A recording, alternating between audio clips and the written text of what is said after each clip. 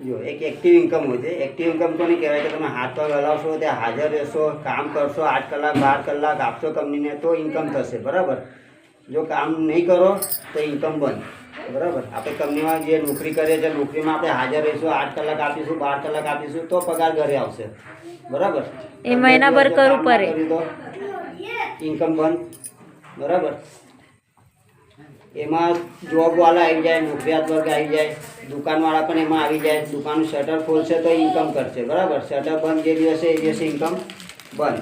નાના ડૉક્ટરો છે એમની પણ એક્ટિવ ઇન્કમ જ કહેવાય. એ પણ દવાખાનું ઓપન કરશે તો કમાશે, બરાબર. દવાખાનું જે દિવસ બંધ એ દિવસે ઇન્કમ બંધ, બરાબર.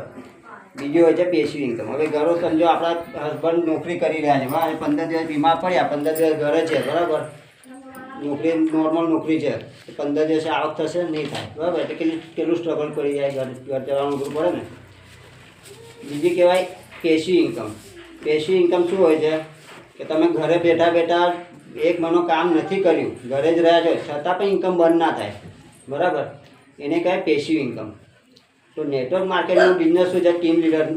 ટીમ વર્કનો બિઝનેસ છે. ટીમથી આપણે કામ થાય છે, બરાબર. એકબીજાને હેલ્પ કરીને કામ થાય છે. તો જ્યારે તમારી ટીમ ડેવલપ થઈ જાય એ ટાઈમે એ ઇન્કમને પેસિવ ઇન્કમ તમે ક્રિએટ કરો છો. તમે 15 દિવસ, મહિનો, અઠવાડિયું ના પણ કામ કરો છતાં પણ તમારી ઇન્કમ બંધ ના થાય. કેમ બંધ ના થાય? કે તમારા ડાઉનલાઇનવાળા તમારા જે છે મેમ્બર્સ એ લોકો કામ કરતા જ હોય, બરાબર. એ પણ પોતાના માટે કરતા હોય છે, બરાબર.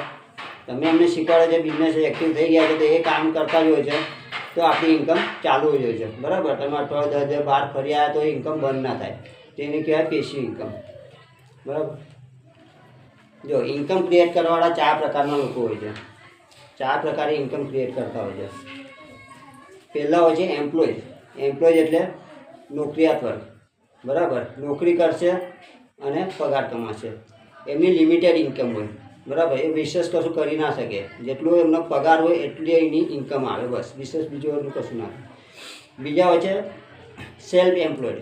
સેલ્ફ એમ્પ્લોયડ એટલે દુકાનવાળા છે, નાના નાના ધંધાવાળાઓ છે, આ બધા સેલ્ફ એમ્પ્લોયડ કહેવાય કે પોતાનો ધંધો ખોલીને બેઠા છે, બરાબર.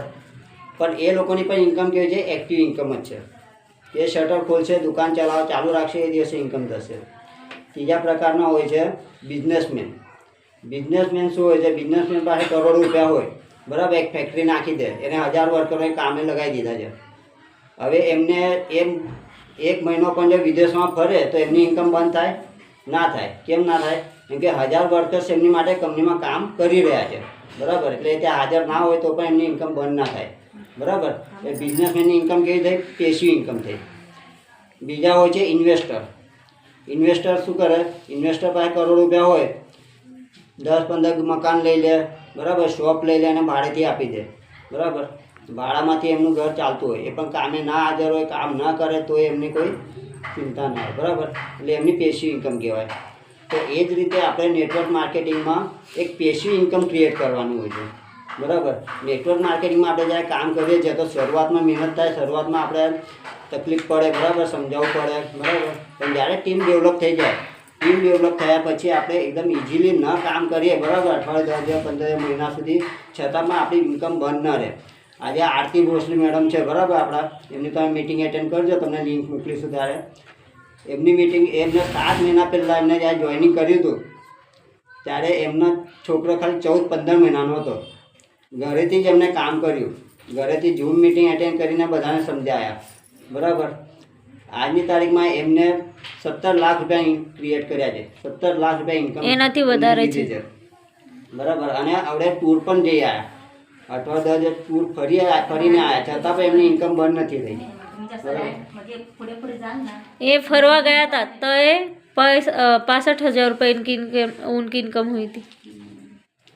અને આ કંપનીમાં આપણે વીકલી પેમેન્ટ છે. તો પ્લાન વિશે સમજમાં આવી ગયું તમને?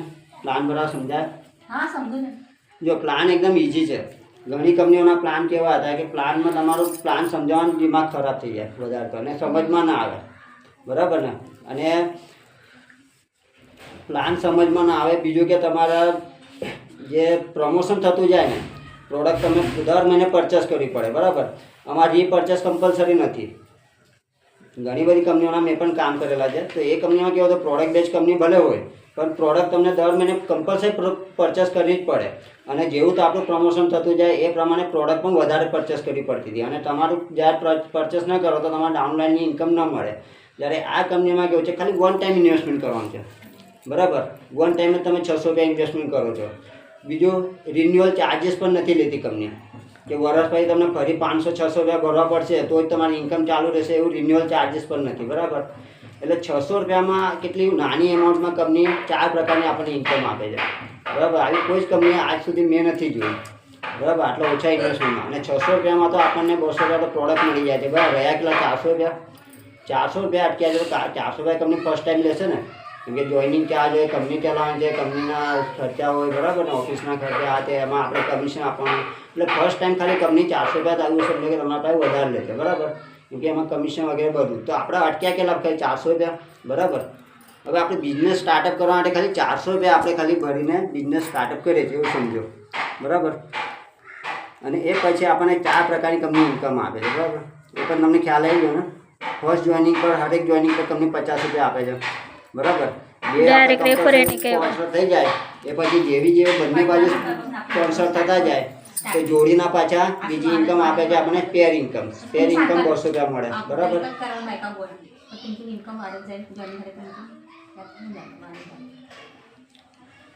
હવે ત્રીજી ઇન્કમ કેવી હોય છે લખીને બતાવું, સમજાવું તમને, ખ્યાલ આવી ગયો છે?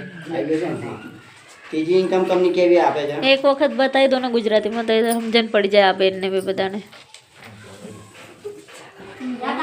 ये क्या ये जो तार है ना पेट पर नहीं है